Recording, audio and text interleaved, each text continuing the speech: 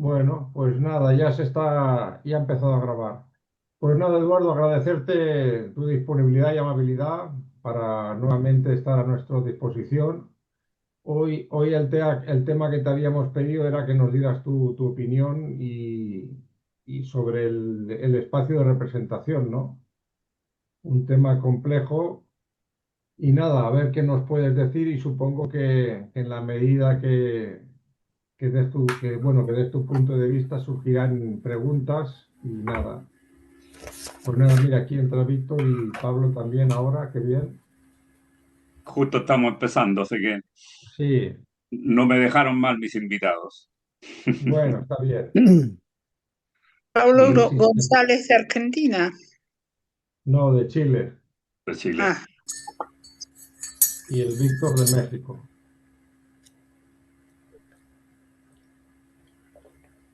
Hola, Víctor. Hola. Víctor. Hola, Víctor. Justo estábamos empezando ya. Mira, es que vengo llegando del médico. Ah, ah, Hola, Pablo. Pablo. Hola, hola. Hola ¿Qué tal? Pablo, Víctor. Justo íbamos a empezar, o sea que llegáis a tiempo. Qué bueno. Pues nada, ya creo que ya más o menos, si se va sumando alguien, no lo sé. Pero bueno, podemos ir empezando, ¿no, Eduardo? Cuando queráis. Pues venga. Bueno, pues en primer lugar, muchas gracias por tener la oportunidad de tocar un tema que a mí me gusta mucho, porque además cuando uno lo expresa, uno se aclara. A veces uno se confunde, pero en general uno trata de esforzarse por esclarecer cómo ve eso, el tema, sea este u otro tema. El tema del espacio de representación es un tema que el otro día estuvimos viendo desde otro ángulo. El otro día estuvimos hablando de los estados internos.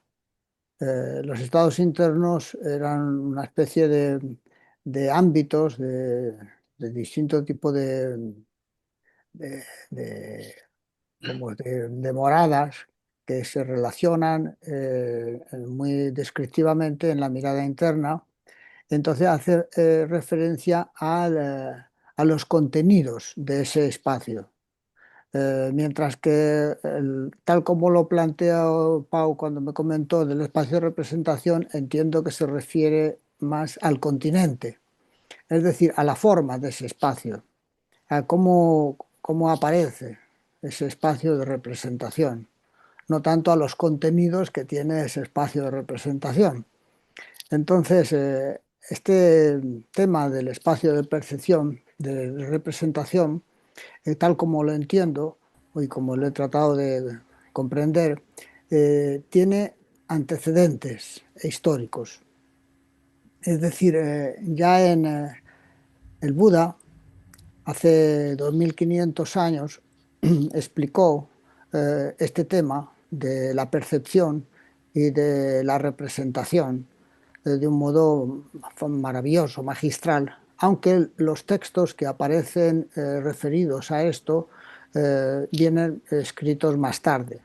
Hay un texto que se llama el Surangama Sutra, que hace referencia a este tema, aunque está escrito en el siglo VIII aproximadamente en China, en el budismo chino. Y en este texto, que después se publica en un libro que hace ya tiempo, que creo que se dejó de editar, que se llama La sabiduría hindú, de un autor que se llama Lin Yutang, ahí aparece ese discurso que se le atribuye a Buda. Y es un discurso que describe cómo funciona este tema de la percepción, de la representación, del espacio interno, del espacio externo. Este tema, después, más adelante, os comento, digamos, los personajes más significativos que aparecen en la historia. Hay otros, pero estos son los más significativos. Hace aproximadamente unos 100 años, al principio del siglo XX, Husserl desarrolla este tema en sus ideas sobre la filosofía fenomenológica y lo describe este tema del espacio de representación de un modo muy complejo. Casi uno no lo reconocería, pero os leo, por ejemplo, cómo lo describe él o cómo ha sido traducido, porque este tema de las traducciones a veces, digamos, equivoca un poco. Pero os leo para ver, para que entendáis cómo lo expresa él en sus ideas sobre una fenomenología. Y dice: el problema del origen de la representación del espacio, cuyo sentido más profundo, fenomenológico, no ha sido captado nunca, se reduce al análisis fenomenológico de esencia de todos los fenómenos noemáticos en que el espacio se exhibe intuitivamente y lo espacial se constituye como unidad de las apariciones de los modos descriptivos de exhibición. Como veis, es un modo de expresión, este tema filosófico por parte de Husserl, bastante complejo de entender qué está diciendo. Pero esa es una descripción que el negro menciona en sus libros, refiriéndose justamente a esa descripción que hace Husserl sobre la fenomenología y sobre el espacio de la representación. Hace 50 años, Silo, en una charla magistral en 1978 en Canarias, nuevamente hace referencia a este tema del espacio de representación en una charla que se llamó El acertijo de la percepción, que aparece recogido en el Habla Silo, en las obras completas, y es una descripción extraordinaria que, si veis, tiene muchos antecedentes en esa charla del Buda que aparece en el Sura Kama Sutra. Entonces, es lo que yo he entendido que quiere decir, le explica cómo es este tema de la percepción. Él dice que cuando vemos el mundo, lo vemos afuera de nosotros, el mundo externo me refiero, porque hay un mundo interno.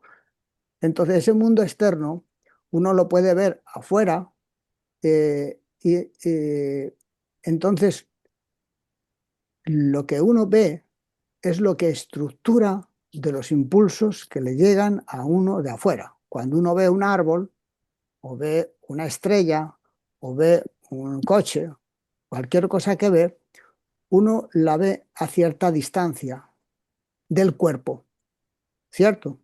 Entonces uno se la percibe como viniendo de afuera. Pero ¿cómo es posible que uno la estructura y sin embargo está afuera? Es decir, uno lo estructura con los sentidos y sin embargo uno cree verlo afuera, no adentro. Entonces el negro explica con pasos muy magistrales cómo es este tema de la percepción. Entonces explica que, por ejemplo, si cierras los ojos, puedes ver el árbol afuera. Ese árbol que está afuera, no está en tu cabeza, está en un espacio externo a tu cabeza. Entonces, ¿qué tipo de espacio es ese que está afuera del cuerpo? Entonces, él dice que ese espacio que está aparentemente afuera del cuerpo no está afuera del cuerpo, está en los límites del espacio de representación, en los límites corporales. Pero tiene uno la ilusión de que está afuera. Entonces, ¿qué sucede? Que hay dos espacios, un espacio de percepción y un espacio de representación que están como simultaneados, están uno encima del otro, están pegados. No sé si me explico. O sea, hay una coincidencia entre la percepción y la representación. Y él explica que uno puede, por ejemplo, uno abre los ojos y ve, por ejemplo, las gafas, que las tiene fuera. Muy bien. Cierra los ojos, entonces uno se representa donde tiene las gafas afuera. Y la mano va a ese lugar donde hay representado el objeto. Uno puede hacer eso porque tiene un registro interno de distancia, una imagen cinestésica que es la que puede guiarte que corresponde a ese objeto externo. Entonces él va describiendo poco a poco cómo es este espacio interno de la representación y cómo, por ejemplo, cuando tú ves una estrella uno supone que está muy lejos, ¿no? Sin embargo, cuando cierra los ojos la representa también muy lejos, pero ese lejos que uno representa de los objetos, sea una estrella, sea un farol o un árbol, está en la parte más externa del espacio de representación. No podría estar afuera, porque si no uno no tendría registro de eso. Este es un tema muy interesante porque resulta que la concepción que tenemos del mundo es que lo que vemos es real, es la realidad, y es una estructuración de la realidad o de lo que llamamos realidad. Es una estructuración que está basada en los sentidos. Los sentidos llegan los impulsos y la conciencia estructura toda esa cantidad de impulsos y genera una imagen. Es decir, los impulsos se traducen como imagen, tanto los impulsos del mundo externo como los impulsos del mundo interno. Entonces, toda esa cantidad de imágenes van configurando ese espacio de representación. Y él explica en su discurso que la conciencia se expresa como imagen. Es decir, la imagen, lo que vemos, no es que la conciencia esté por un lado y la imagen esté por otro. No, es que la imagen es el modo en el que la conciencia se manifiesta. Es decir, cuando vemos los objetos, lo que estamos viendo es nuestra conciencia estructurando la realidad, lo que llamamos realidad, tanto interna como externa, según a qué nos refiramos. Todo ese conjunto de imágenes configura todo un espacio que él además da un paso más muy importante en explicar que esos impulsos y esas imágenes están ligados. Es decir, que las imágenes corresponden a la traducción de impulsos del propio cuerpo, del propio espacio de la representación. No sé si me seguís. Entonces, todo ese conjunto configura una imagen de ese espacio.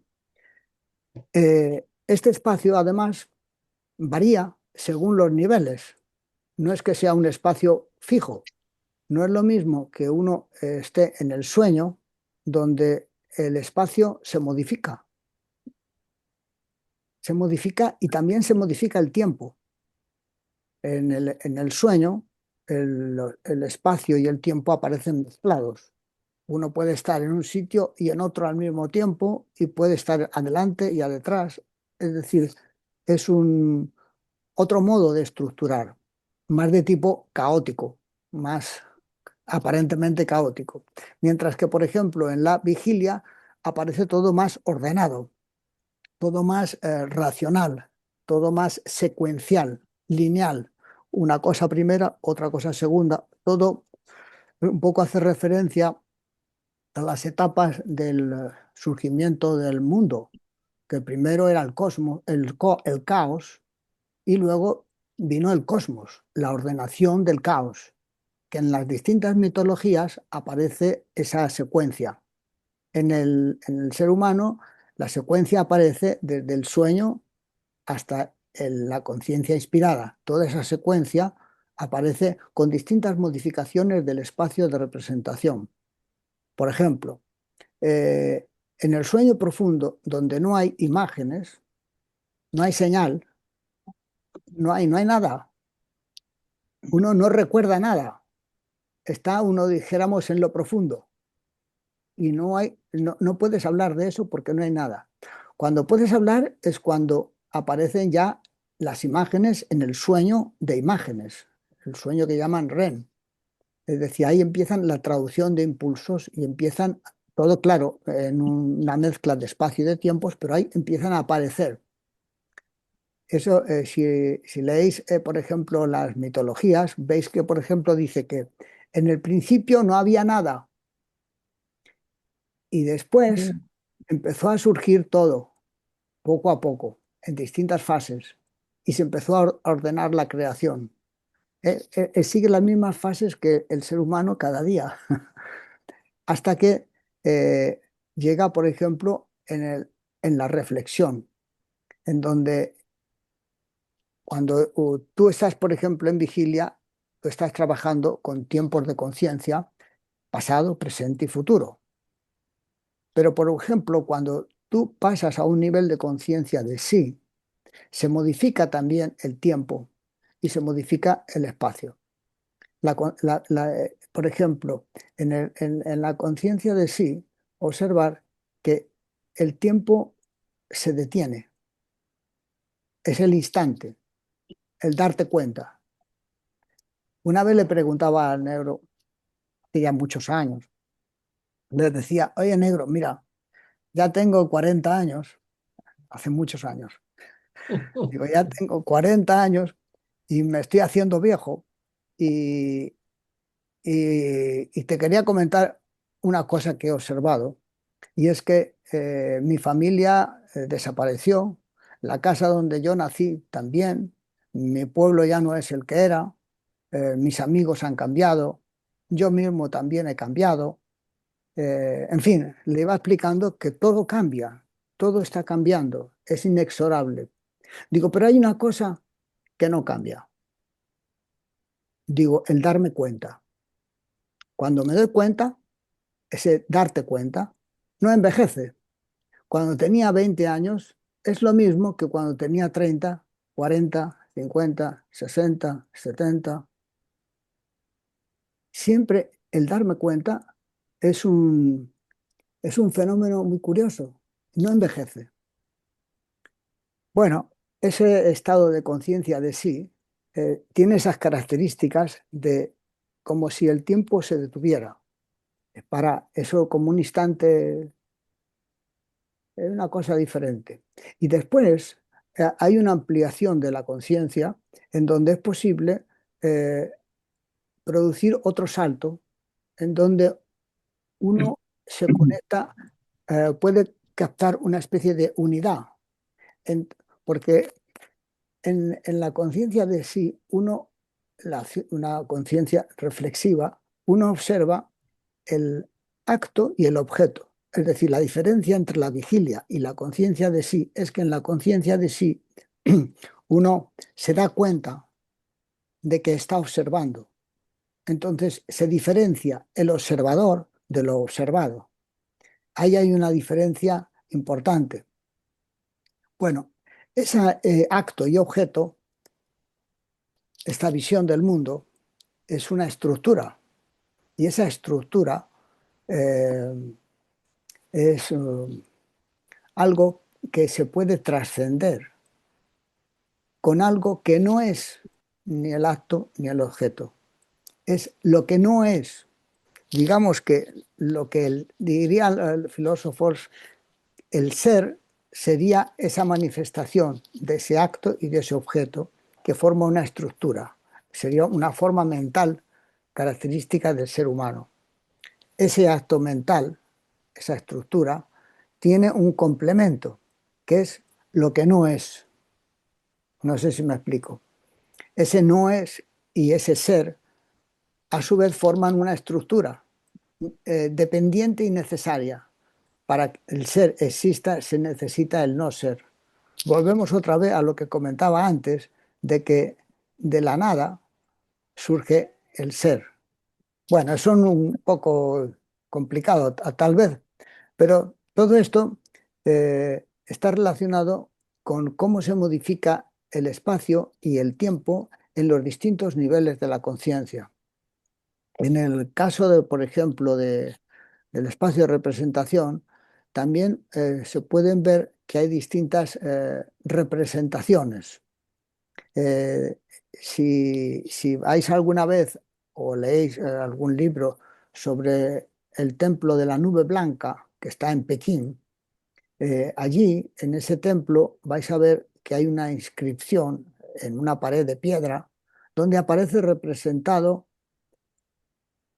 el espacio de representación. ¿Y cómo aparece representado? Aparece como una traducción de impulsos del propio cuerpo dibujado en una pared. Si vais a la cultura india, vais a ver que también ese tipo de representación aparece en el yoga, parecido como los centros o los chakras de arriba abajo, y aparece como una especie de árbol, que luego va a aparecer, por ejemplo, en lo que el otro día comentábamos, del árbol de la Cábala, que aparece en el siglo XIII. Es decir, son distintas representaciones que aparecen geométricas, digamos, gráficas, de ese espacio, hablan de ese espacio de la representación. En la cultura persa también hay representaciones que se han encontrado en los manuscritos medievales, donde aparecen también centros de inspiración del cuerpo y lo representan con dibujos. Eh, en otras culturas aparecen de un modo más complejo. Aparecen también, pero ya no es del mismo modo tan reconocible como en la cultura mesopotámica o en la cultura egipcia, aparece de otro modo.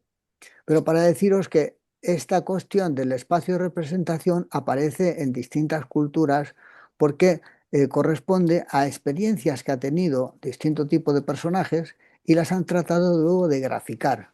Y en algunos manuscritos están descritas.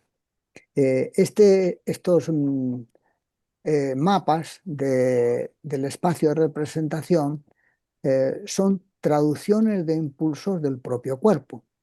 Y esta imagen que aparece, no sé si lo recordáis, en el libro de escuela había un, un gráfico donde cuando uno hace una transferencia y eh, uno dibuja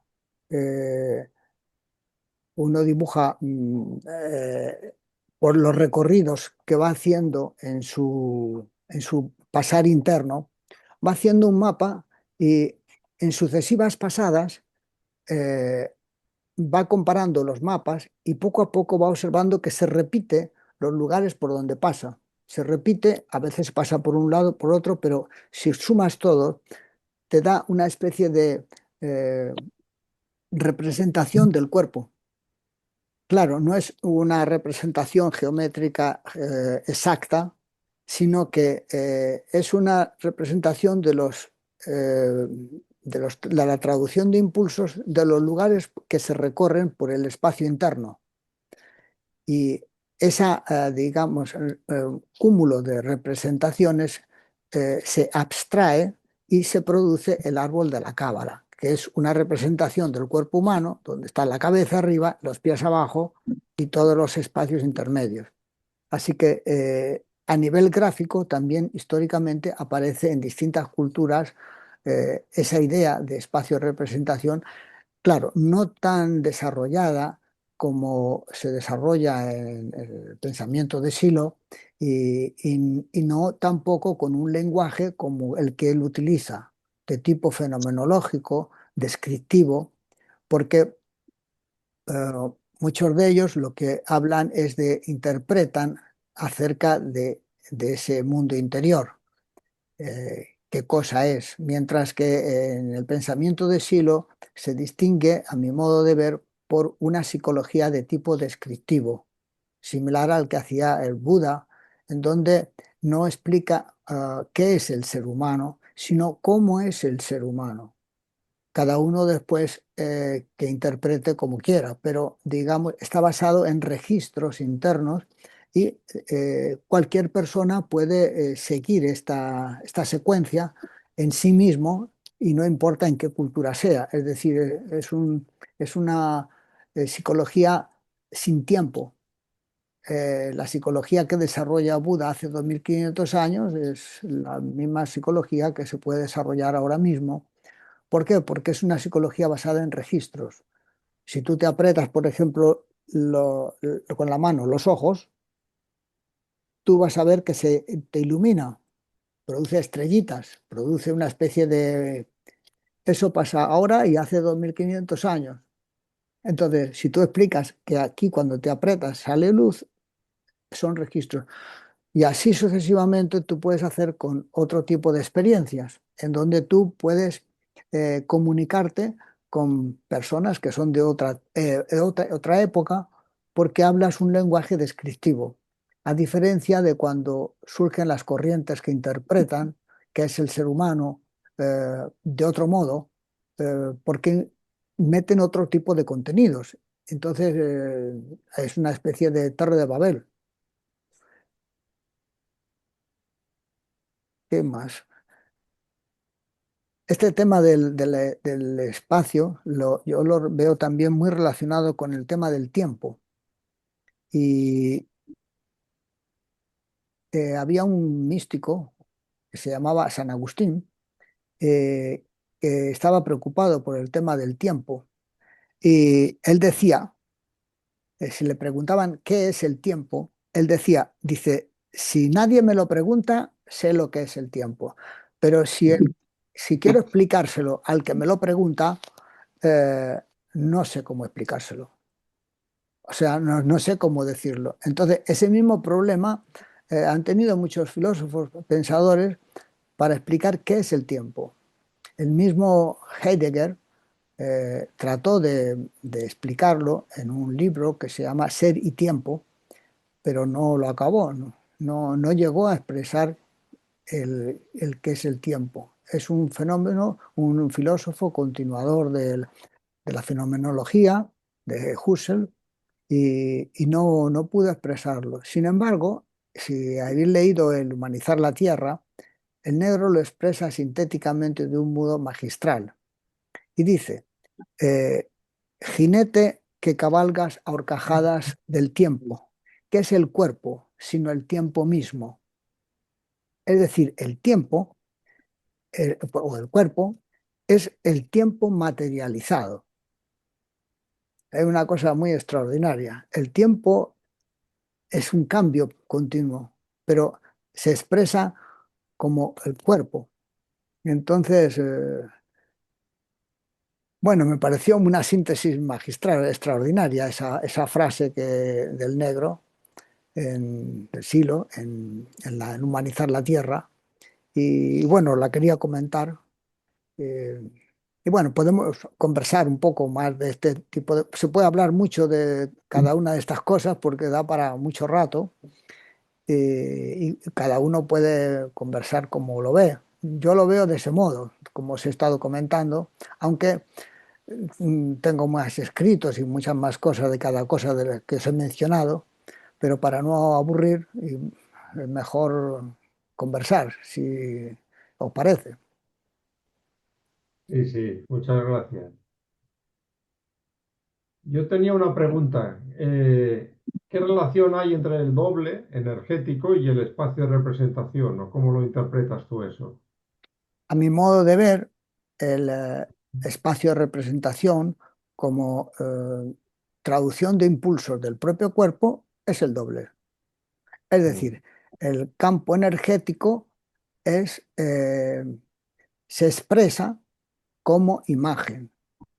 Es decir, la traducción de impulsos, porque un impulso son cargas eléctricas, cargas químicas, son señales que se transforman en imágenes. Esas imágenes constituyen ese espacio de representación. Ese mundo de la representación interna, si tiene cohesión, es una cosa, si no tiene cohesión, es otra cosa. Es decir, el tema del doble eh, no es tanto que el tema de poder percibirlo, porque ahora mismo todo lo que tú percibes, todo lo que tú sientes, eso es el doble. Lo que pasa que uno no suele tenerlo cohesionado, consolidado, no tiene un centro de gravedad, o si lo tiene, depende de qué persona, ¿no? Pero El tema es cuando ese centro de gravedad, ese doble, ese campo energético, son distintos modos de referirse, del lenguaje, ¿no? De referirse a lo mismo, tiene cohesión interna, porque tiene unidad interna, entonces tiene unas características diferentes. Digamos que mecánicamente, cuando uno nace, nace con un cuerpo, pero también nace con un campo energético. Es decir, es el que te permite moverte. Cuando hablamos de los cuerpos animados, hablamos de cuerpos con ánima. Todos los cuerpos animados tienen ánima. Un gato tiene un ánima, un pez tiene ánima. Es decir, todos tienen doble. Los antiguos egipcios hablaban de que había dos principios básicos en el ser humano. Uno era el cuerpo y otro era el doble, o el K. El K era el conglomerado energético. Pero también lo tenían los gatos, los perros, todos los animales, hasta las plantas. Todos los seres vivos tienen un cuerpo y tienen un alma, tienen un campo energético, unos impulsos, por así decir. Pues son cuerpos que tienen ánima, que tienen ánima. Hasta las plantas tienen sus movimientos, sus tropismos. Claro, es muy más elemental, pero lo tienen. Entonces, el tema de que ese doble, si quiere evolucionar, necesita producir un salto, necesita una cohesión interna suficiente de modo que no se disgregue, porque el doble depende del cuerpo. Si el doble que depende del cuerpo no está cohesionado suficientemente, cuando el cuerpo ya no puede continuar, el doble tampoco, no hay continuidad. Ahora bien, si ese doble energético se ha consolidado mediante un trabajo consciente, un trabajo, digamos, con unidad interna, entonces es posible que ese duplicado tenga una continuidad sin el soporte físico del cuerpo cuando éste ya no puede continuar. Eso es como lo veo, como los egipcios. Y además ellos representaban ese ser que puede continuar como un pájaro que puede volar. Él hablaba de un tercer principio que le llamaban el Ba. Es decir, estaba el cuerpo, el Ka, que era energético, y el Ba, que era un pájaro que podía volar hacia los espacios trascendentales, donde estaban los dioses, Osiris y todos estos. Entonces él podía volar, y lo que te alegoriza el pájaro es un sistema de registro. Es decir, mientras que el cuerpo te da una tensión, un tipo de registro, sobre todo, por ejemplo, cuando tienes un resentimiento, un odio, un malestar, son registros bastante densos, bastante tensos, eh, que puedes alegorizarlo como un animal terrestre, un toro, un león, un animal de tierra, una serpiente. Son registros viscerales, de las tripas o de pinchazos. Mientras que cuando tú tienes un registro de alegría, de liviandad, de unidad interna, de paz interior, es mucho más liviano, mucho más, es como un pájaro. El registro es más alado, más que puede volar, y en distintas tradiciones hacen referencia a este tipo de pájaro como alegoría de un espíritu. En la cultura persa, por ejemplo, aparece el pájaro que se llama simur. Este simur es un pájaro que conecta los cielos con la tierra, es un lugar intermedio. Y en la cultura china aparece en el Feng Shui, que es un pájaro que allí se alegoriza con una doble carga. Está el Feng Shui y está el dragón. Que suelen ir, es decir, la parte terrestre, la parte de fuego, y la parte de aire, la parte que vuela. Son dos tipos de registro y están armonizados, pues llaman ellos por el Tao, por un tercer principio que los armoniza, porque están conectados. como el bien y el mal están conectados en la cultura persa, aparecen, por ejemplo, el tema de lo diabólico y lo angelical, que son, digamos, continuadores de las antiguas tradiciones mesopotámicas que hablaban de distinto tipo de espíritus, espíritus que moraban en distintos lugares y tenían distintas características. Estos espíritus que moraban en muchos lugares, en el zoroastrismo, aparecen de un modo más sistematizado y empiezan a hablar de la parte oscura y la parte luminosa, la parte demoníaca y la parte angelical. De ahí lo toman los judíos y luego más tarde los cristianos y los musulmanes para organizar toda esa escala angelical. Una escala angelical que se estructura en el siglo III o IV de esta era en Alejandría por un personaje que ha sido llamado Pseudo Dionisio, y él organiza esta especie de niveles en coros de ángeles, desde los ángeles hasta los serafines, que son los más altos, con una serie, son 9 escalas. Bueno, esto viene del zoroastrismo. Y lo mismo que está la parte angelical, está la parte demoníaca. También hay una escala de demonios. Entonces, la parte, digamos, sería como lo que hablan en la Guerra de las Galaxias. Está el reverso tenebroso y la parte luminosa. Son ese mismo tipo de alegorías, de mitologías que están como sustrato trabajando. Así que este tema de los pájaros que comentábamos antes son alegorías de registros internos. Y eso corresponde a lo que tú comentabas de cómo veo esto de del espacio de representación y de las traducciones de impulsos. Y cómo esto tiene una continuidad en el tiempo siempre y cuando ese campo energético se pueda consolidar. Así que lo veo así, que el campo de imagen es el doble, pero si no se consolida, no se puede crear ese espíritu, por llamarle o centro de gravedad, centro interno, o como quieras llamarle. En algunas culturas, la cristiana le llaman el cuerpo luminoso, el cuerpo de luz, o cuerpo glorioso, le llaman. Entonces, cada tradición tiene unos nombres para referirse a ese tipo de significados. Así como lo veo. Sí, sí. Entonces, Eduardo, desde el punto de vista de que el cuerpo es el tiempo mismo y asociamos como ese doble energético al espacio de representación, podría entonces uno en ese contacto con el doble poder conectar con cualquier tiempo histórico posible, desde el punto de vista de que Bueno, eso. yo ese tipo de tema me lo he planteado alguna vez, cómo hacer.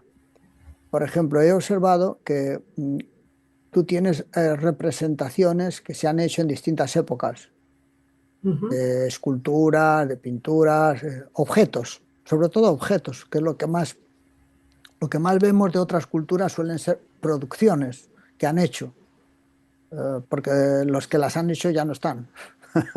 O sea, lo que queda son los restos, es decir, algunos objetos. Pero esos objetos están hechos con cierta intención. El que hizo, o si tú haces un objeto, siempre tú pones tu marca, tu impronta, tu sistema de tensiones.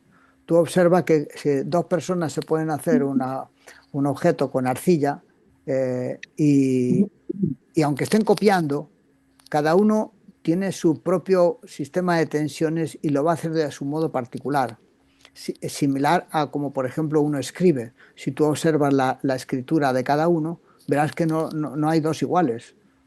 Cada uno, eso es como un sismógrafo, es decir, uno pone su sistema de tensiones en la escritura y sabiendo cómo el tema de la grafología, el estudio de los gráficos, tú podrías comprender qué le pasa a esa persona en su escritura. Hay un estudio sobre eso. Bueno, en las producciones pasa lo mismo. Entonces, si tú tratas de reproducir un objeto que se produjo hace 5.000 años en la China o en otra cultura, o el fuego, por ejemplo, para referirnos a una cosa que hemos hecho muchos de nosotros, tratar de conservar el fuego. Entonces, si lo haces, vas a observar que al tratar de conservar el fuego, tú también empiezan a producirse ocurrencias, cosas que tú no sabes muy bien de dónde vienen, pero empiezan a ocurrirse cosas, empiezas a hacer relaciones y entonces yo, como lo interpreto, es que cuando tú reproduces en situaciones similares un objeto que se produjo en otra época, tiendes a reproducir el sistema de tensiones de aquel que lo produjo. Es como si te comunicaras con esa persona, no importa el tiempo, porque tú lo que haces es meterte en un sistema de tensiones similar al que lo produjo. Porque el que lo produjo tenía un modo de representación, una tonicidad muscular, que hizo que se produjera ese cuadro o esa escultura. Si tú logras reproducir esa escultura, es como si tú te zambulleras en un sistema de tensiones similar. Entonces vas a empezar a experimentar cosas parecidas a las que el otro experimentó. En ese sentido, podría haber una comunicación en el tiempo sin haberlo vivido en la misma época. No sé si me explico. Sí, sí, sí. ¿Y del mismo modo con el futuro? Del futuro no tengo objetos. No, Pero- o sea, no sabría cómo decirte. Yo sé que con objetos que yo he tratado de reproducir se producen ese tipo de ocurrencias muy simpáticas. Con cosas del futuro habría que ver cosas que están producidas en el futuro. No lo sé.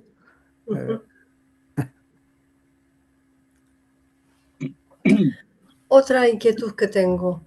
He leído que cuando uno, me imagino que en el espacio de representación hay diferentes capas o diferentes profundidades, ¿no? Cuando uno accede a lo profundo, parece ser que aparece como el vacío, como que no hay ninguna representación. O sea, como que la representación viene cuando estás en vigilia. Pero entonces yo pregunto, entonces, ¿qué pasa con ese fenómeno donde tú, de algún modo, no sé cómo decirlo, estás observando un paisaje nuevo que rompe con los límites habituales, que eres consciente y ese paisaje nuevo no es conocido para uno, claro, con los ojos habituales? No sé, igual no he hecho bien la pregunta. Quiero decir que, pero sin embargo, uno accede a diríamos, a un espacio-tiempo con imágenes no habituales, no conocidas, pero se representan en el espacio de representación. Bueno, lo que te puedo decir es que cuando uno trabaja en el semisueño activo, es decir, uno se coloca en un momento de relax y empieza a trabajar con una exploratoria, es decir, con una especie de, no transferencia, porque no se trata de transferir contenidos, no se trata de transferir estados, se trata de explorar el espacio interno. Cuando tú empiezas a cerrar los ojos y empiezas a imaginar que vas por un camino, ese camino ves a izquierda y a derecha, ves unos árboles, el día es apacible, respiras bien, de pronto ves allí a lo lejos, ves que hay una cueva. Entonces te diriges a la cueva, empiezas a andar por ella, empiezas poco a poco a bajar por unos canales que hay en esa cueva, empiezas a notar que hay unos riachuelos, es decir, empiezas a ir por un paisaje interno sigues caminando y vas a empezar a observar que puedes seguir caminando y caminando, a veces llegas a abismos, puedes volar, o sea, las imágenes empiezan a ser más plásticas y empiezan a aparecer resistencias y vencimiento de resistencias y empieza a aparecer todo un mundo interno que podría ser que uno no conozca. Es como el mundo de los sueños. Empieza uno a recorrer. Lo que pasa que en este semisueño activo uno puede, ayudado de la ayuda de un guía, puede seguir avanzando. Mientras que si en los sueños, por ejemplo, tú no tienes un guía, entonces no tienes una dirección del recorrido por esos mundos. Entonces, en el semisueño activo, que es un mundo intermedio entre la vigilia y el sueño, tú puedes darle dirección y con la ayuda de alguien podrías empezar a- a caminar por ese mundo interno. Y ahí van a aparecer paisajes, personajes, van a aparecer que todos corresponden a traducciones de impulsos de tu propio cuerpo. Y ahí pueden aparecer cosas muy extraordinarias, pueden aparecer guías, personajes que te dan mensajes, eh, que después uno tiene, en los estudios que se hacen sobre este tema, uno luego relata todo el discurso este eh, Recorrido. recorrido que ha hecho y lo hace una síntesis, hace un recorrido gráfico, lo estudia alegóricamente y lo trata de integrar en su vida cotidiana el significado que tienen cada una de estas cosas para uno. Entonces ahí uno a veces le aparecen cosas nuevas, cosas que no se había dado cuenta. A veces son datos de memoria que aparecen alegorizados de cierto modo y que a veces tienen una gran carga energética atrapada. Y al darle movilidad empiezan a liberarse cargas energéticas y empieza a producirse una transformación interna. Eso es lo que yo te puedo decir de esa especie de paisajes que aparecen en el mundo interno. Estamos hablando de autotransferencia, Exploratorias, de exploratoria. exploratorias. Las auto, Eduardo, sí.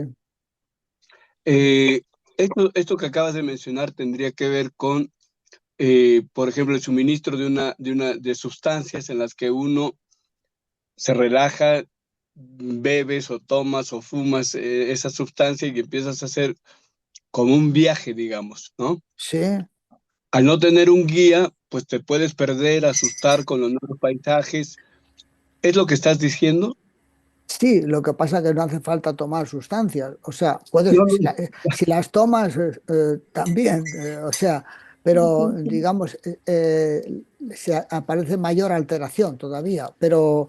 Pero esta especie de recorrido interno lo puedes hacer perfectamente sin tomar ningún tipo de sustancia. Es más, el tomar sustancias te altera el sistema de registro, entonces te lo distorsiona.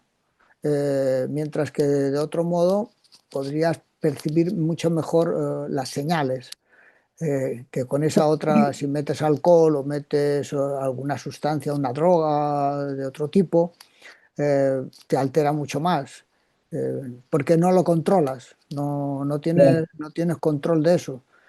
Justamente lo que se trata de hacer en esa especie de guiados es que haya cierto control, es decir, ese guía hace un poco te va guiando por ese mundo interno para que te orientes. La diferencia con una autotransferencia es que tú organizas un armado como un teatro ya que está prefigurado para que tú puedas trabajar sin necesidad de un guía. Es decir, el armado mismo es el guía, es la ordenación. Entonces, las disciplinas, por ejemplo, son sistemas autotransferenciales, que tienen un sistema de pasos, un sistema de registros que tú tienes que ir recorriendo. Entonces no necesitas un guía. La guía son los mismos sistemas de registros que tú puedes ir siguiendo. Ujú. Así es como lo veo. Ok. Tengo otra pregunta. si uno nace con un alma, todo ser vivo nace con un alma, de acuerdo a sus actos, si son unitivos o densos, como tú comentabas, se puede consolidar, en el caso de esa unidad interna, se consolida, digamos, el alma. Y tú mencionas aquí que esa consolidación del alma, porque va a tener continuidad, es el espíritu. Entonces, ¿espíritu y doble es lo mismo?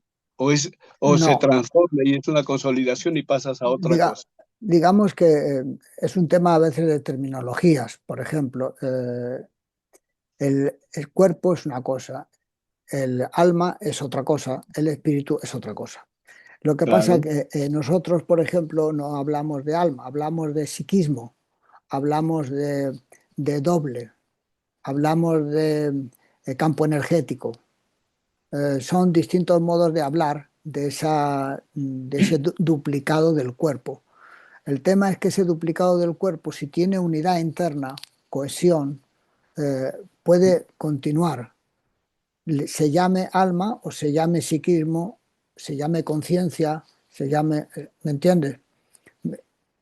Mientras que cuando Ujú, puede continuar, se denominaría espíritu, para entendernos. Si solamente es el alma, pues si es un alma unificada, ¿ves? Sería un espíritu, pero son ya formas ya de hablar, ¿no? ujú.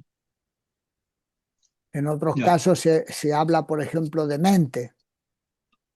Por ejemplo, la ceremonia, no sé si es la de asistencia o la de muerte, dice, la mente se ha liberado nuevamente. Es Ujú, como si el espíritu que anida en ese ser se hubiera liberado. Entonces hay el concepto de espíritu y de mente sería equivalente, porque ujú, depende de los contextos el tipo de palabras que usas. ujú. Lo interesante en esto es guiarse por los registros, porque si no, te armas un lío con las palabras, con los términos. Entonces, cuando dices cuerpo, más o menos lo entendemos. Cuando uno Sí. dice doble, ya uno dice, bueno, ¿de qué estamos hablando? Y uno se imagina una especie de ectoplasma, una especie de cosa que va a salir por algún lado. eh, sin embargo, uno no ve que tiene que ver con las imágenes, con el campo de representación. Eso es el doble. Si nos ponemos de acuerdo en que eso es el doble, pues podemos entendernos. Si resulta que no nos ponemos de acuerdo, pues claro, empiezan distintos tipos de puntos de vista, de significados. Entonces, ese campo energético, tú lo sientes unificado, estás en paz contigo mismo, o no, o estás en contradicción, con lucha interna. Entonces, si tú logras estar en paz contigo mismo, tener cohesión, pensar, sentir y actuar en la misma dirección, trabajando y vas creando una atmósfera eh, muy extraordinaria en uno mismo.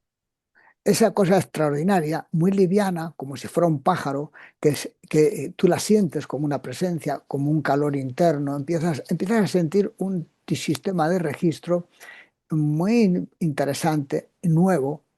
Eso estás configurando ese espíritu. Es un trabajo, es un proceso, no es que de pronto un día te aparece el espíritu, es que es un modus vivendi, por así decir. Eh, en algunos religiosos hablaban de estar en presencia de Dios, y hablan de tener un estado de oración permanente. Es decir, hablan de un tipo de registro, de un tipo de práctica también que te lleva a un sistema de registro. ¿Para qué? Para tú consolidar ese nuevo ser, ese nuevo que estás creando. En la cultura taoísta, por ejemplo, ahí hablan también de que está el cuerpo y está el duplicado, está lo que nos llamamos el alma, ¿no? El cuerpo de la representación. Pero ellos lo que tratan de producir es una cosa que llaman el embrión. El embrión es lo que nosotros llamamos un centro de gravedad. Entonces, ese embrión lo hacen energéticamente, trabajan, es un trabajo de tipo energético y tratan de consolidarlo. Y lo representan como en el centro del pecho, como aquí como una especie de fuego interno que, que se consolida. Y también le llaman el embrión por relación con la gestación, con el niño.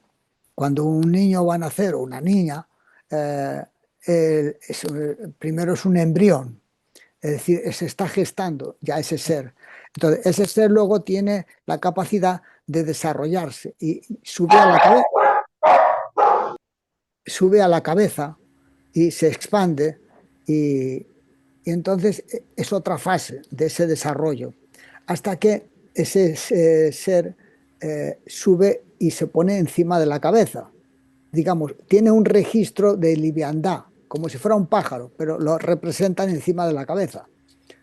Y más adelante, ese registro se funde con el cosmos, por así decir, y es como una iluminación mayor.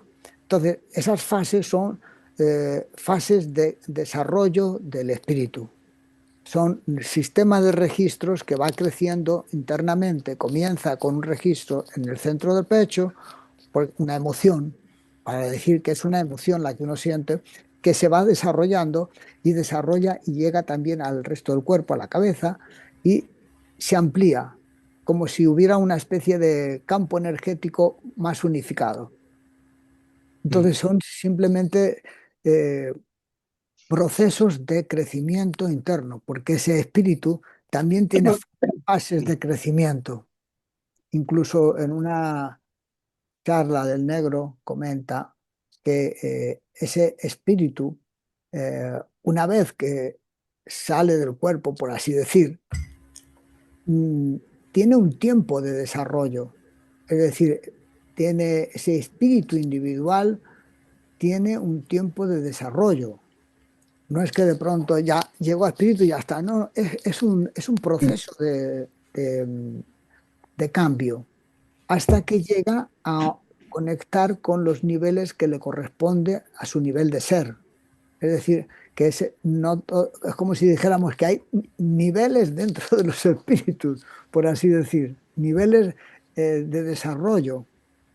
Y entonces, la vida de uno, tal como yo la entiendo, es un tránsito en la creación de ese tipo de espíritu o distinto tipo de desarrollos de ese espíritu. No sé si Sí, muy complicado. Eduardo, sí. No, yo acordándome de eso que ha explicado ahora y otras veces esto del K y del Va. Entonces está el cuerpo, ¿no es cierto? Después, si uno trabaja con unidad, va formando, va consolidando ese doble alma o K también sería. Y en un momento determinado aparece el Va, nace el espíritu cuando está bien consolidado el K. ¿Sería así más o menos esa secuencia?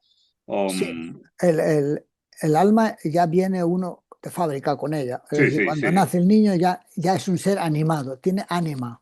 sí. Entonces, lo que pasa es que, claro, si os dais cuenta, el niño cuando nace no tiene un ánima muy desarrollada, se está desarrollando, empieza a desarrollar los sentidos, empieza a desarrollar el contacto con el mundo, empieza a desarrollar su conciencia, empieza a darse cuenta de cosas, empieza, es decir, su alma, aunque no tenga todavía unidad interna suficiente, pero también se está desarrollando, es decir, que también ese campo energético tiene su desarrollo y de hecho tiene distintas fases. Está la infancia, está la adolescencia, está la madurez, o sea, hay distintas fases, pero llega un momento en que eh, se para, porque la persona piensa que no, ya no hay más desarrollo.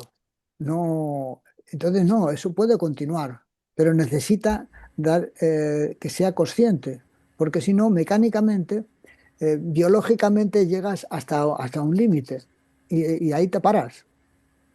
Digamos, la especie no ha desarrollado todavía otros niveles de conciencia. Entonces, la vigilia es el máximo, por así decir, pero existen otras posibilidades en el ser humano. Es un ser en desarrollo, es una especie en desarrollo, así como lo veo.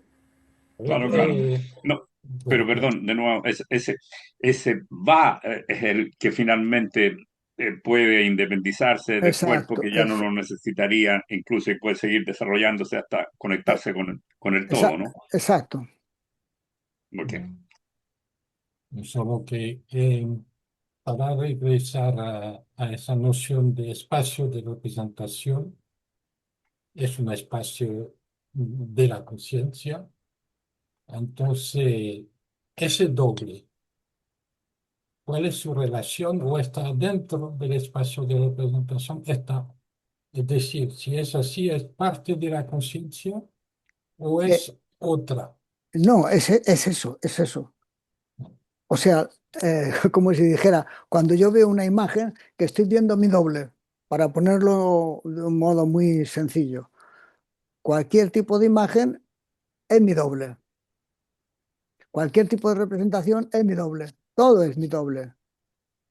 No puedo relacionarme con el mundo sin mi doble, por Ok. así decir. Y la conciencia, el doble, ¿cuál es la relación? Pues que la imagen es la conciencia y el Mm. conjunto de imágenes es el doble. No sé si... Sí, sí. eh,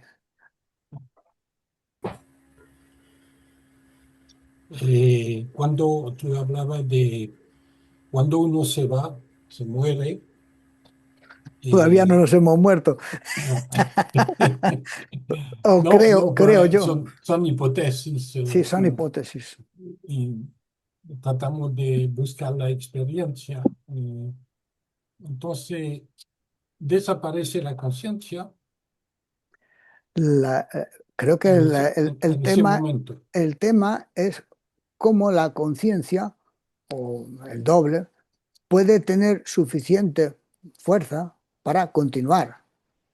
Es decir, eh, una conciencia de sí misma que pueda continuar, que se da cuenta. No es que una conciencia que no se da cuenta, sino que es una conciencia que tiene reflexiona sobre sí y puede continuar. Es decir, se da cuenta de que es inmortal. Sí. He visto recién artículos de científicos que dicen que no tienen absolutamente ninguna definición de la conciencia. No es materia en absoluto. Entonces es lo raro porque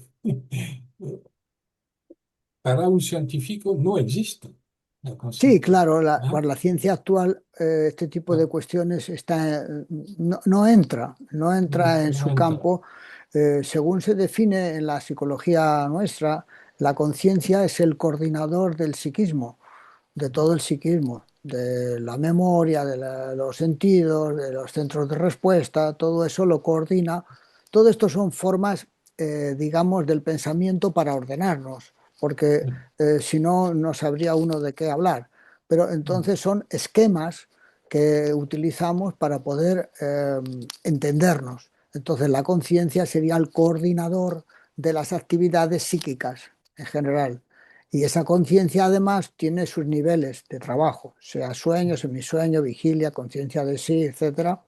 Entonces, es un armado dinámico y esto es un modo, digamos, pedagógico para poder entendernos. Lo mismo que, por ejemplo, el árbol de la cábala, también no es que el ser humano sea así con esas pelotitas simétricas y todo eso. Eso es un modo geométrico de ordenar el pensamiento, de ordenar la experiencia, pero no es que sea exactamente así. Eso es una abstracción.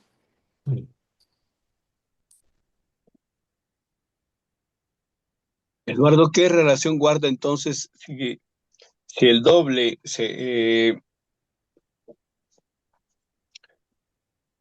manifiesta permanentemente en el mundo? ¿Qué relación guarda el doble con la intencionalidad, diciendo sí lo que es algo divino en el ser humano, la intencionalidad? Sí, eso es otra cosa. La intencionalidad es otra cosa. La intencionalidad es aquello que te mueve, mientras que el doble es aquello que es movido. No sé si me explico. Es decir, aquello que empuja es la intencionalidad y aquello que es empujado es a mi modo de ver, ese es el doble. La intencionalidad es previa. Es como si dijéramos que la manifestación del espíritu es la intencionalidad. Sería como decir que cuando uno viene al mundo hay una semilla de intención y lo que puede pasar en vida es que esa semilla de intención se desarrolla. Pero sin embargo, esa intención no aparece en el mundo, o sea, en el mundo de la representación. Si te das cuenta, tú sientes un impulso a hacer cosas, pero tú no ves ese impulso. Ujú. Es un impulso, por ejemplo, que te lleva a vivir, a no suicidarte, por ejemplo. ¿Qué es lo que te hace que tú quieras continuar viviendo? Hay un impulso. Ese impulso no tiene representación. Eh, el negro menciona eso de que eh, aquello que esa, esa mirada interna eh, está impulsada por una intención y esa intención es trascendental, no es objetal, no es de este mundo, por así decir. Pero bueno, estos son, como decía Philip, esto no son cosas científicas, estos son cuestiones existenciales, son cuestiones experienciales. Porque uno al hacer este tipo de cosas no está buscando demostrar nada, está tratando de compartir cómo ve uno las cosas. Eh, entonces es una mezcla de experiencia, de creencias, o sea, no es Sí, muy sí. fiable, no es muy fiable, ¿eh? El Claro, negro, interpretaciones. el negro Em, hacía la diferencia entre la intencionalidad, que es como un tipo de naturaleza, de condición humana, vamos a decir, lo diferenciaba de las intenciones, que Claro, son producto de nuestro bagaje histórico, ¿no? algo así. Algo así. quería, Eduardo, quería, sí, dale, no, Verónica. no, bueno, gracias. Yo cuando me conecto, trato de hacer, digamos, lo más simple, ¿no? Los pedidos, ¿no? Eh, trato de crear una tranquilidad mental, ¿no? Que me permita de conectarme con mi conciencia, poner atención también a lo que me pasa con el cuerpo. Eh, yo tengo experiencias simples, no tengo grandes estudios, grandes... Y, y bueno, y trabajo con este espacio, con la mente y trato de proyectar a través del espacio de representación todo aquello que me pueda ayudar a entrar a una profundidad, siento mi cuerpo, lo que, lo que me ayuda a producir también una profundidad. Para mí es importante entrar, conectarme con algo de profundo y poder ahí proyectar algo que me ayude a tener una experiencia con ese espacio de representación. Pero trato de conectarme con algo de profundo y que de ahí parte algo que me ayuda a, podemos decir, a tener una conciencia inspirada y, y producir, digamos, entre comillas, el fenómeno. No sé si pero trato basándome en todo lo que se ha conversado ahora, ¿no? Y para mí es muy importante entrar en esa profundidad para producir y para conectarme y para tener poco instante estar adentro de una conciencia inspirada. Y ahí logro a conectarme con algo de más que tenga que ver con el doble también, porque eso es lo que me ayuda también a guiarme, a poder tener una experiencia con algo más o alguien más, no sé. Pero necesito tranquilidad, necesito aquietar la mente y necesito sentir una luz fuerte adentro de mi pecho para poder conectarme con algo de profundo. O si no, siento mi cuerpo, eso es lo que me ayuda mucho. Es como decir también, acá estás, te había perdido.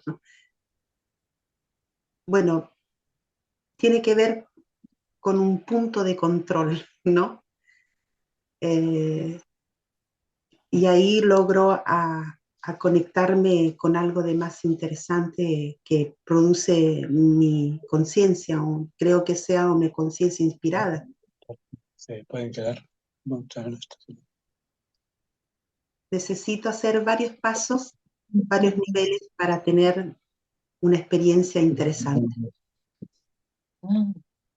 Y siento que con ese camino, con esos pasos que hago, logro conectarme con algo de más interesante. Y mi conciencia trabaja en otro nivel, con otro nivel, que después Vamos a estar con... tengo que regresar.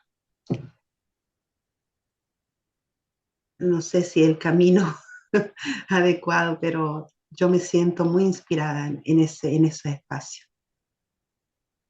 Muy bien. Lindo, ¿eh?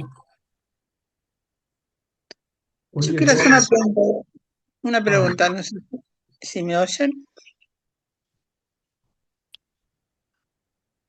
No sé si me oyen. sí, Sí, sí, sí. sí. Una consulta, Eduardo. Yo vengo haciendo como un rastreo de los sueños inspirados que me deja así un periodo, un tiempo. Es como es como una guía para entrar ahí a esos espacios. Y tengo sueños recurrentes que, bueno, trato de interpretar con la cabeza, pero el registro que me acompaña así por un par de horas a la mañana no coincide con lo que mi cabeza, con lo que la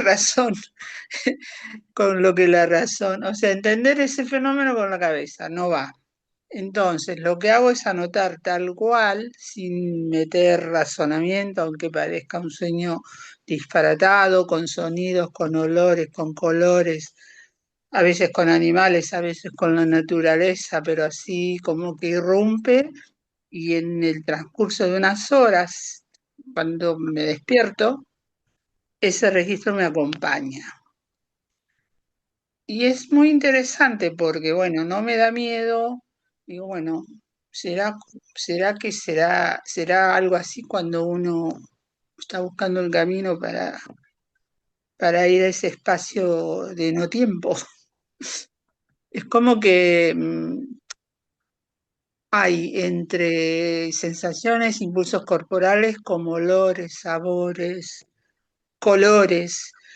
Entonces la experimentación que hice fue, a mí me gusta mucho pintar. Y empecé a pintar en la primera etapa todo negro, era todo negro. Después fui adquiriendo una paleta, después fueron apareciendo figuras. Bueno, todo ese proceso duró como 2 años hasta que un día encontré el portal. Pero así fue tan espectacular, tan que no me atreví a contárselo a nadie porque iban a decir, ¿qué esta qué le pasa? Pero bueno, logré una paleta de pleno color y el registro que me quedó en ese momento es de, bueno, es por aquí. Y ahí está. Cada vez que lo evoco, aparece. Y suceden cosas. Suceden cosas. Ahí me viene todos los años que el maestro repitió de una y otra manera. Eso del Dios encadenado, ¿no? Que bueno, digo, ¿no será que se desbocó mi Dios y me estoy volviendo loca? Tampoco tenía mucho ámbito para intercambiar, así que bueno, tengo montones de libretas y la otra vez que estuve en la charla que no participé, pero escuché atentamente, fui tomando nota de lo que tú decías del darse cuenta. Entonces, bueno, conseguí tus libros, los leí, digo, bueno, pero a este hombre le ha pasado algo que me está pasando a mí. Nunca coincidimos en el parque ni en ningún lado, pero ya me gustaría encontrarme contigo. Y me ayudó mucho como guía, eso del darse cuenta. Empezaron a suceder cosas. También descubrí la famosa frase de la imagen trazadora. ¿Qué era eso? Entonces, bueno, cuando investigo en este mundo de sueños, voy haciendo el cotejo de lo que pasó y contribuciones al pensamiento y bueno, y ahí me voy desandando poco a poco de cómo funciona nuestra cabeza, nuestro psiquismo. Y lo importante es esto de los parques, ¿no? De estudio y reflexión. Entendí como que, bueno, uno puede estudiar silo, pero si no tiene experiencia es chino básico. Y es como que voy encontrando la respuesta a través de la experiencia. Y te quería agradecer el librito ese que leí, que me ayudó mucho. Muchas Y gracias. bueno, voy a seguir pintando, a ver qué pasa. Bueno, eso, no sé si está fuera de tema, pero voy entendiendo que ese espacio existe en todos y que se necesita de todo lo que han explicado los amigos, del relax, del darse cuenta le doy mucha importancia cada día a hacer una reflexión de un plancito que se puede llevar en estos tiempos difíciles y sobre todo las acciones válidas, el cúmulo de acciones válidas, tener un ámbito de pertenencia y de referencia con pares, con amigos, y ahí nos vamos encontrando. Gracias. Gracias a ti. Bueno, yo quería aclararme algo. A ver, Eduardo, por ejemplo, cuando uno tiene acceso a la profundidad, a lo profundo, pareciera que ahí no hay imágenes, que dice también el maestro de algún modo, no se puede explicar con imágenes lo que no tiene imágenes. Entonces, ¿cómo actúa el espacio de representación en ese momento en que uno conecta con eso que no tiene imágenes? Igual está el espacio ahí, es un espacio y uno puede ubicar esa no imagen, esa cosa indefinible en el espacio de representación, o ahí deja de operar ese espacio. Según lo entiendo, cuando uno tiene algunas experiencias de esas de contacto profundo, como tú dices, pareciera que el tiempo es diferente. Es decir, un instante de contacto puede ser muchas cosas en otro tiempo. En todo caso, ese contacto profundo no hay, como es otro espacio-tiempo, por así decir, no hay cómo expresarlo con estas herramientas que tenemos en este espacio-tiempo. No, no corresponde. Y esas características tienen que ver con el silencio. El silencio, donde no hay señal, por así decir. Una vez que pasa ese momento, el indicador de que uno ha estado en contacto con eso profundo son las traducciones que aparecen.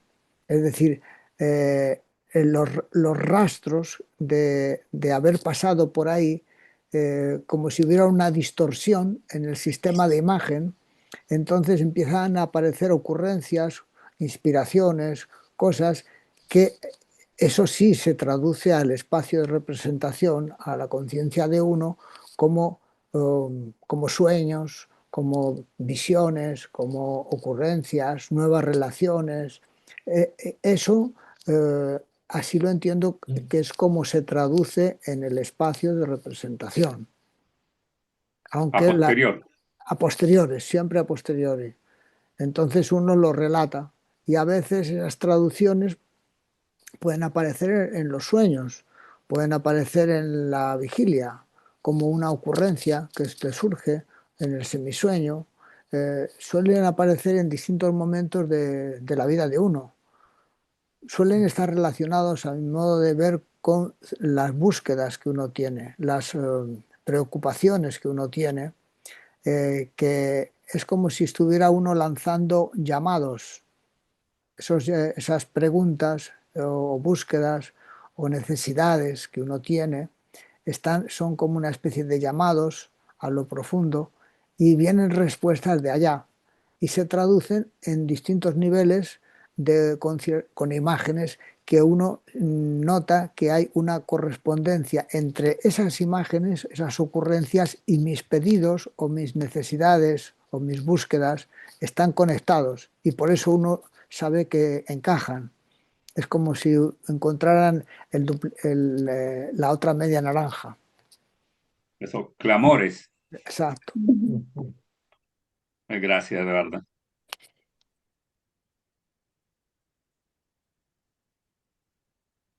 Bueno, pues yo creo que nada más que agradeceros por la paciencia que tenéis de aguantar estas cosas y otro día podemos vernos y conversar sobre otro tema. Muchas gracias a ti, Eduardo, Muchas gracias, por Eduardo. aclararnos tantas cosas. Bueno, Muchas gracias. Eduardo. Muchas gracias, Eduardo. que sigáis, Muchas gracias. que sigáis muy bien. Venga, Igualmente. Tú un también. abrazo. Muchísimas gracias. Un abrazo. Chao. Un abrazo grande, Eduardo. Gracias, Gracias, Eduardo. Eduardo. Muchas gracias. Amigos, Chao. muchas gracias a todos. También. Chao. Chao. Hasta Chao. luego. Chao, chao. Adiós.